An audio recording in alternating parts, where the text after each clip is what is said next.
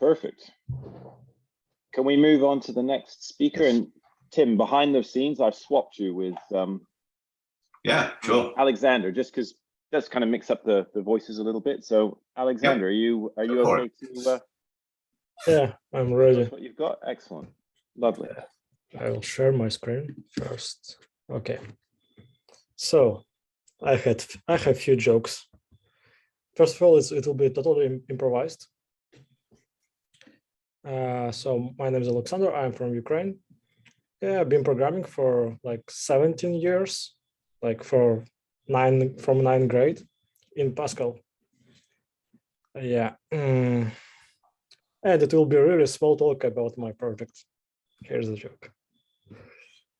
Yeah, so my initial idea was to kind of have something where you can work in a browser, and just if you have to go to some other place like to university or in another room and you have desktop, you can continue your work right where you left it.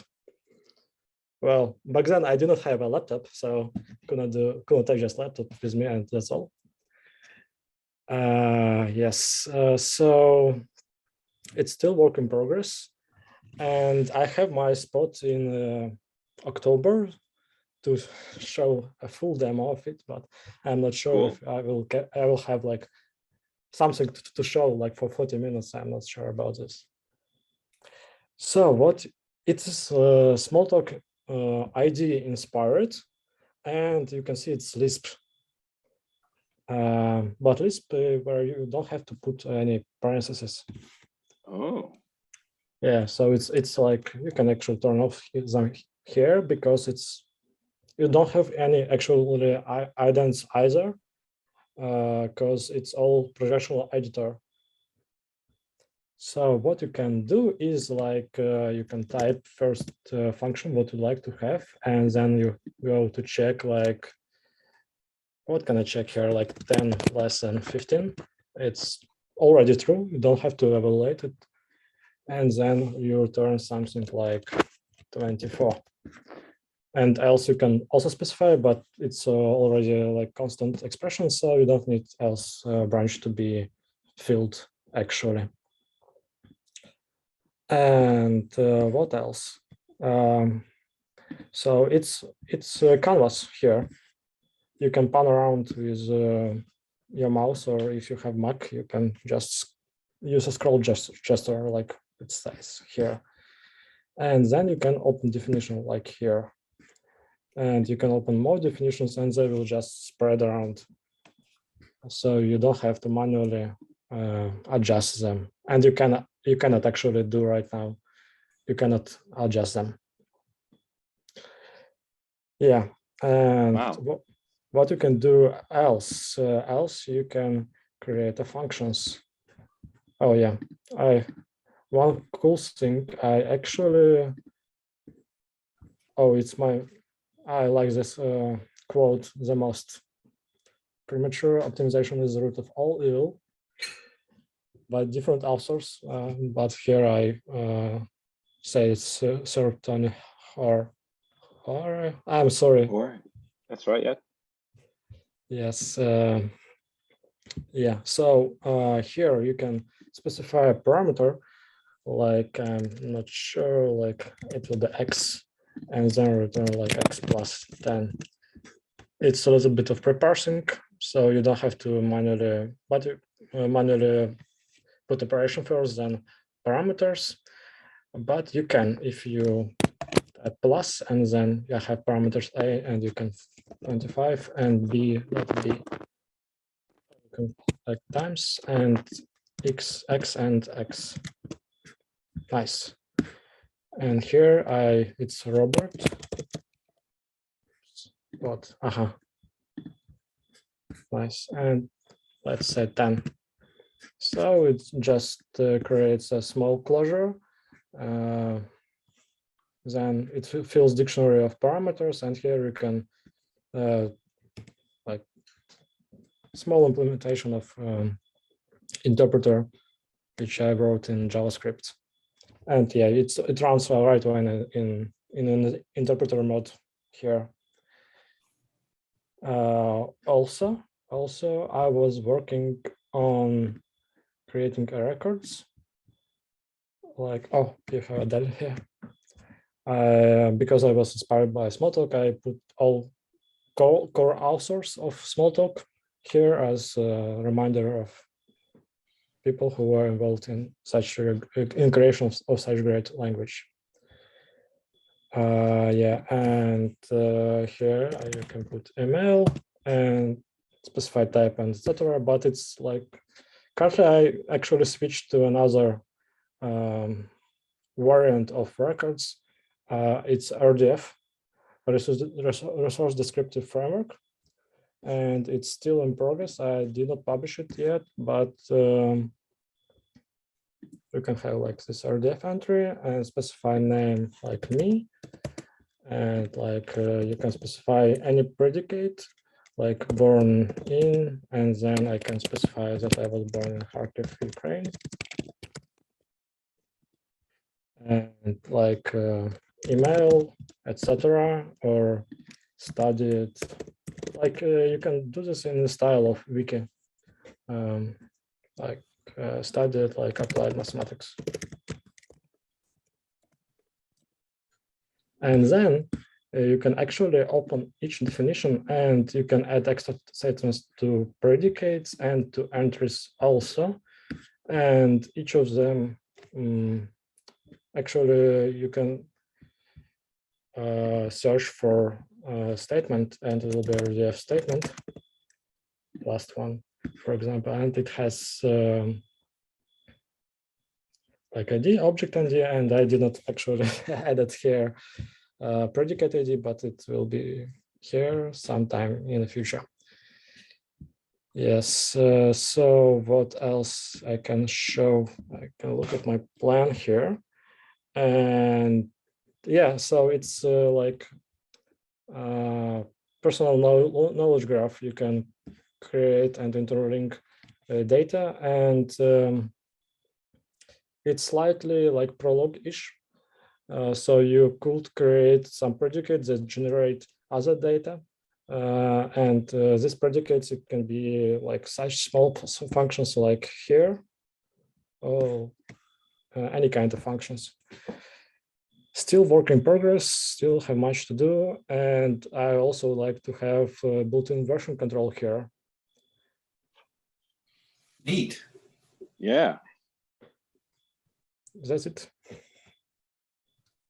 Yeah, this is amazing. Yeah. So is it true that you can represent all Smalltalk code in RDF? I'm pretty sure you can represent any code in RDF. All right. Okay. Okay. Very nice. Very, very, very nice. Because yeah, and beautiful as well. So nice tool. So did you do it in Smalltalk? No. It's I did not study Smalltalk. I did not learn Smalltalk. I did not learn Lisp either. I am just inspired by them. So this is JavaScript then? Yes. Yeah. Okay. It's one large mesh in a one file, 3K of code. It's very cool. Very beautiful. Thank you. It does look nice, yeah. Yeah, try it. I like to have a eye candy effect. No, it helps. It does help. Quite inspiring. Very and we've got you talking later on in the year. Is that right? Is that what you were saying? I hadn't looked further ahead in the calendar. Is that correct? Yeah, in October I have a spot, but I'm not sure what I can talk, what I can say extra to this short speech.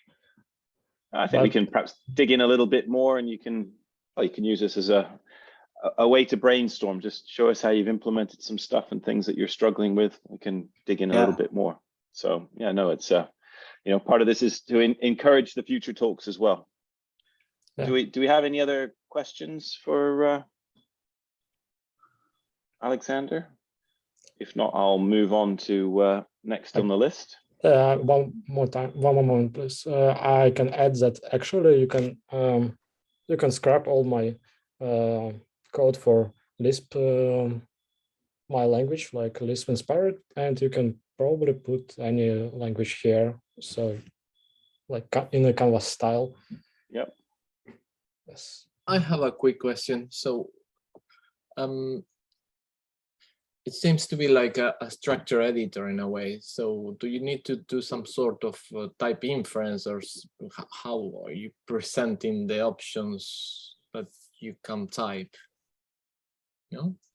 Okay, I understood first part of the question. It is indeed a structural editor. And the second part of the question, can you please rephrase or repeat it? Yeah, so I was saying if you're doing some sort of type inference, or how of the many options that a user can type, you need to give them some ones. Yeah, type inference. Yeah, it's not yet here. You can actually see there is only number and boolean here as a type. I assume that for records you can. I'm not assuming. I will create this, and for example, here you can type like I don't know, date, and you can have a record which is actually like a date, and it should have like year and etc. And you can specify then in functions that you can have x of date, for example. And then when you call it, it will have like this check. It is very easy to write that expects that it will be only date that will be passed as a parameter.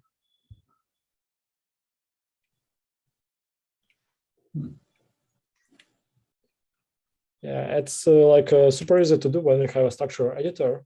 Every like feature I can think of, you can write yourself very easily, relatively easily, rather than having 10 gigs of Visual Studio installed. It's an interesting user interface paradigm that you're developing here, of having everything spread out on a giant sheet of paper. There's a book you might have come across, and if you haven't, you should. It's called, where is it? I've got a copy here, and I need to see it to remind me. Ah, there we are.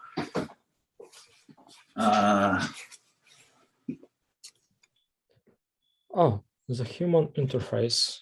Yeah, humane. The point is, the important bit is the E on the end.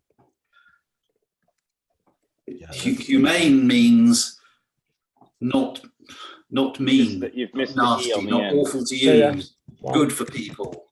And it's Jeff, my old mate Jeff Raskin, who. Yeah, I see. I will sadly. buy it and I will check it later. It's really interesting. He came up with an idea for an interface a bit like what you've got there, but imagine that you've also got zoom in, zoom out, just by using, say, the scroll wheel on your mouse. Yes. And so you start off a long way back and you zoom in and you see more detail as you zoom in. So a bit like Google Maps. Imagine having your code spread out over the planet in Google Maps, and you can sort of move around and zoom in and tinker with a bit of code there, and then zoom back out and see your other documents. Yeah, it will actually. Beginnings of that operating here quite nicely. Yeah, actually, it's a good idea, and like I can mention that there are like dozens of projects that kind of do similar stuff, and also about that map, I also know of one project that actually does this the same way as you described. Mm-hmm. Yeah. And if we open info, I do not have it in the inspiration, but I probably have it in my code. Oh, it's open source, by the way. Yes. It's called Envision. Okay, I've not come across that myself. Yeah, here I have like a bunch of projects I am inspired by. So Yeah. yes. Interesting. And Is now a good time to open the floor to the next presenter? Or do we want to keep chatting? I'll just do a little check. I just want to make one remark. I think this kind of spread out code side by side and stuff would would work very well with Smalltalk. I mean, if I see my way of working, I always have like 2 or 3 methods at hand.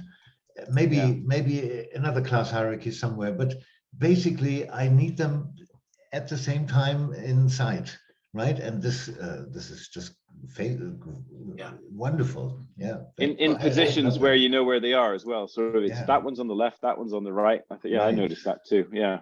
We had that. So with morphic wrappers, we put some also wrappers for methods, so you could have the little methods, the bits of the methods all spread around and the classes as well. So you just like you click on the class and then you open the browser. Yeah, it was. But it's a paradigm that can work with. I mean, some of us here are old enough to remember this. The original. Oh, we're going to have GUIs with Windows, and it'll be like a model of a messy desk where we always magically know where in the pile a piece of paper is. And of course, that kind of faded away when people realized, you know what, that's really hard to implement, and it turns out not to work too well on computers at the moment. But these days, we probably could do something more like that when things are spread out, because yes, you will know, that code's over there, the code's over there. I'll just push them together for a moment so I can see them and then put them back in their places and go on Minority Report and everything. But it's the future. It works especially well if you've got a 49-inch 4K monitor. Yes. Just saying. That's what I work on. 4K, Bob? How 2019? Actually, this spreading out of methods, you can write in something like 200 lines of code. If you have this canvas, I have like maybe 50 lines of code that just spread the windows, bounding box around. There's a bounding box around each method, and you can just write a small algorithm that just spreads them out.